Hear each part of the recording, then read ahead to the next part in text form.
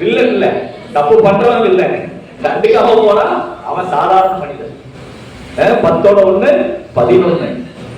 அதனால நாம விழிப்புணர்வோடு இருக்க வேண்டும் அப்படிங்கிறதுக்கு தான் பாசம் ஃபவுண்டேஷன் இந்த போதை தடுப்பு விழிப்புணர்வை தொடர்ந்து நாங்க நடத்தணும்னு நினைக்கிறோம். சமுதாயத்துக்கு தேவை என்னவோ அதை செய்யணும் இல்லையா? அது ரொம்ப ரொம்ப முக்கியம். விப்புல் என்கிட்ட 7th ஸ்டாண்டர்ட் படிச்சுட்டு இருக்கான். 3rd லாங்குவேஜ் தமிழ், இவங்க 2nd லாங்குவேஜ் ஹிந்தி.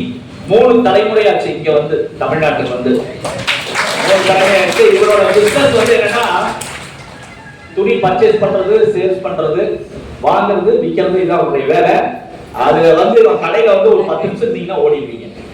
ஏன் அப்படின்னா பூரா துணியா கிடக்கும், அப்படியே குடோன் மாதிரி இருக்கும். அப்புறம் கடையில ரீட்டைல் வியாபாரமும் பண்றான், ஹோல்சேலும் பண்றான், ஆர்டர் பிடிக்கிறான், சேல்ஸ் பண்றான், எல்லாம் பண்றான். அவன் சொல்றது உரிமையினால இவர் தலைவர், பாசம் ஃபவுண்டேஷனுடைய தலைவர், மதிப்பிற்குரியவர். ஆனா எனக்கு அவன் சொன்னாதான் பிடிக்கும். விப்புல் இவன் என்ன அப்படின்னா, விப்புல் ஒரு வேலைன்னு சொல்லிட்டா அதை பர்ஃபெக்ட்டா செய்யக்கூடிய திறமை பெற்றவன். மேடம் 10 மணிக்கு சொன்னாங்க, 9:30 மணிக்கு கார்ல வாசல்ல எடுத்துக்கிறான். வண்டியில 9:30 மணிக்கு வந்துட்டான் வீட்டுக்கு. அப்படி நேரம் தவறாமை, கிளாஸுக்கு கரெக்ட் டைம் வரணும். இந்த பையன் அப்படி கீழே உட்கார்ந்து இருக்குமா, இதே பேஸ் இதேதான், கொஞ்சம் ஆள் பெரிய ஆளா இருக்கு, அவ்வளவுதான்.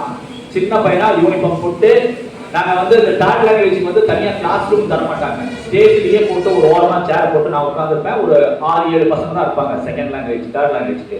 அப்படி காலடியிலேயே உட்கார்ந்துருப்பாங்க 4 பேர். நாங்க ஆனாவும் நான் சொல்ல வைப்போம், அப்படி பேசுறது கற்றுக் கொடுப்போம். அவங்களோட ஜாலியா இருக்கணும், அதாவது அவங்களோட பேச்சு வழக்குல இருக்கணும், தமிழ்ல பேசணும், பழகணும், அவங்ககிட்ட தமிழை பத்தி சொல்லணும். எவ்வளவுதான், பெரிய சிலபஸ் எல்லாம் கிடையாது. அப்படி படிக்க வச்சு நீங்க எப்படி தமிழ் பேச பார்த்தீங்களா? அது மட்டும் இல்ல, தமிழ் பேசுறது மட்டும் இல்ல, இவன் சேவை செய்யறான், நிறைய சேவை செய்யறான். முதல்ல ஒரு அமைப்புல இருந்து நிறைய சேவை செஞ்சுட்டான். மறுபடியும் இப்ப இந்த அமைப்புக்கு தலைவரா இருந்து அது பத்தாதுன்னு நிறைய சேவை செய்யறான். ஒரு 50 கிலோ தூக்கி சொன்னீங்கன்னா அப்படியே தூக்கிட்டு ஓடிடுவான். அவனுக்கு திறன் இருக்குதோ இல்லையோ, 50 கிலோ தூக்க முடியுமோ முடியாதோ, அவனுக்கு ஒரு சேவைன்னு சொல்லிட்டீங்கன்னா உடனே அந்த வெயிட்டை தூக்கிட்டு ஓடிடுவான். அதை பார்க்கவே மாட்டான், பம்பரமா சுத்துவான். எத்தனையோ பேர் போலீஸ் ஸ்டேஷன்ல காத்திருப்பாங்க, எதுக்கோ காத்திருப்பாங்க. ஆனா இவர் போலீஸ் ஸ்டேஷன்லயே காத்திருப்பாரு. எதுக்கு தெரியுமா? டிஎஸ்பியை கூப்பிடுறதுக்கு, எஸ்பியை கூப்பிடுறதுக்கு, இந்த ப்ரோக்ராம் பண்ணலாம் சார், அந்த ப்ரோக்ராம் பண்ணலாம் சார், மக்களுக்கு இந்த சேவை செய்யலாம் சார், அந்த சேவை செய்யலாம் சார், நான் ஹெல்ப் பண்றேன்னு அது காத்திருப்பாங்க. அதனால இது ஹைலைட் மட்டும் கிடையாது, இது ஹைலைட் மட்டும் கிடையாது. ஆனா என்ன அப்படின்னா, இந்த மாதிரி ஒரு விருப்பம் உள்ளவர் இவர் இருந்தாதான் செய்ய முடியும்.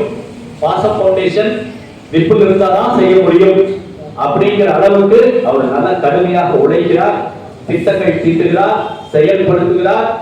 அதுக்கப்புறம் போய் அன்னைக்கு திடீர்னு கூப்பிட்டான், சார் பால்வாடி ஸ்கூல்லாம் ரொம்ப பாவமா இருக்காங்க சார் குழந்தைங்க எல்லாம், அவங்க உட்கார்றதுக்கு பாய் சரியா இல்லை, கொஞ்சம் கிழிச்சு போச்சு, நம்ம பாய் வாங்கி கொடுத்தலாம் அப்படின்னா.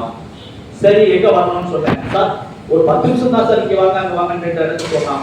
சரி போனா ஒரு 3 இடத்துக்கு கூட்டு போயிட்டான். ஒரு இடம் தான் சொல்லுவான், ஆனா 3 இடத்துக்கு கூட்டு போய் சர்வீஸ், ஆளு 10 பாய் அந்த இதுல பால்வாடியில.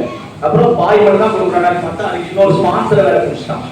பிடிச்சி பொம்மை, அந்த குழந்தைங்களுக்கு ஸ்லேட்டு இதெல்லாம் அவன் கையால கொடுத்தா. ரொம்ப சந்தோஷம்.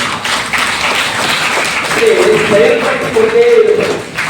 இது பாசம் ஃபவுண்டேஷனுடைய செயல்பாடுகள் மிகச்சிறப்பாக இருக்கிறது.